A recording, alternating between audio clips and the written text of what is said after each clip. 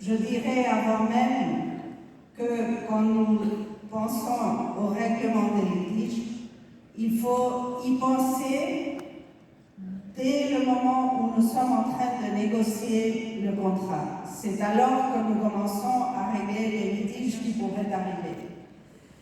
L'arbitrage international et les autres modes de règlement de litige à part le judiciaire se sont développés de plus en plus dû à l'expansion internationale du commerce et des investissements qui a conduit à une complexité des relations commerciales entre entreprises, investisseurs et États. Dans cette sphère internationale, il est recommandé de définir le type de procédure le plus approprié dès la négociation du contrat. C'est ça que normalement je montre graphiquement. C'est au moment où nous sommes assis à la table de négociation qu'il faut penser et si les choses tournent mal, qu'est-ce que nous allons faire? Alors je disais déjà que quand il y a un problème, nous pouvons bien sûr aller devant l'instance judiciaire, mais nous avons aussi d'autres solutions comme l'arbitrage, la médiation, la conciliation, la solution à l'amiable. Et aujourd'hui, nous allons voir la médiation et c'est le droit collaboratif.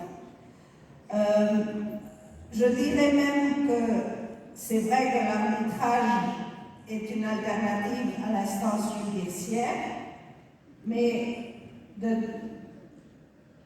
bon, ça fonctionne, pas de problème.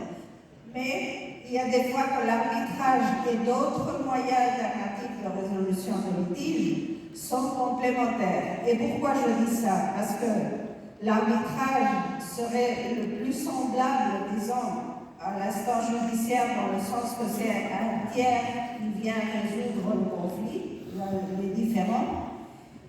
Et par contre, pour la médiation, la conciliation, le droit collaboratif, c'est les parties elles-mêmes qui cherchent à avoir un accord et à chercher la solution de leur conflit. Donc, c'est très bien déjà de penser à inclure dans les clauses de résolution du conflit les moyens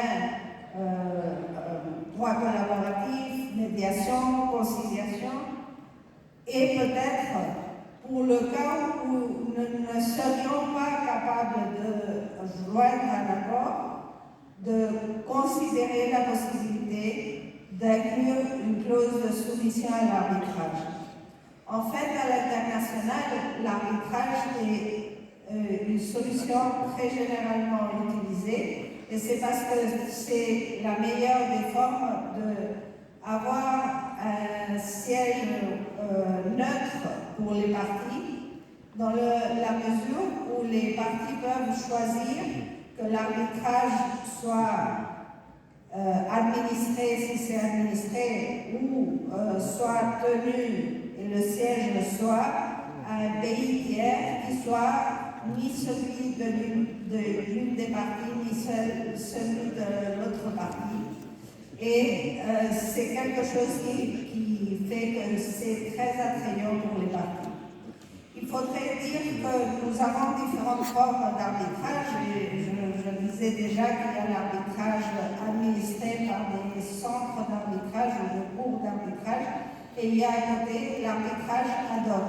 Mais nous pouvons aussi différencier ce qui est arbitrage commercial entre des particuliers et l'arbitrage d'investissement auquel vont se référer d'autres confrères qui sont dans la table ronde. En ce qui fait à l'arbitrage commercial, j'avais annoncé que j'allais vous parler quelques minutes du Centre international d'arbitrage de Madrid, qui a été créé en 2019. En fait, je vous avais donné la première quand je suis venue en 2020 à ce séminaire. J'étais déjà venue en 2019 partager avec vous et parler d'investissement international. Et le centre a commencé ses travaux le 1er janvier 2020 et nous sommes dans un cadre d'un centre d'arbitrage international qui est le produit de la mise en commun des efforts de différents centres d'arbitrage que nous avions en Espagne et qui étaient à l'international. Alors, les centres ont décidé que c'était beaucoup mieux de mettre l'effort en commun et d'avoir un centre plus puissant que d'avoir des petits centres d'arbitrage qui étaient à se faire la concurrence dans l'international. Je voudrais seulement dire que je sais, et ça nous a été déjà dit ce matin par le conseiller du président, que toute la nouvelle régulation qui a été adoptée en Algérie pour l'investissement et pour le commerce considère la possibilité de l'arbitrage et invite aussi à la médiation, ce qui est une très très bonne nouvelle. J'imagine que vous avez un centre d'arbitrage propre en Algérie et que vous êtes en train de développer ce qui était déjà une idée en 2019 et 2020.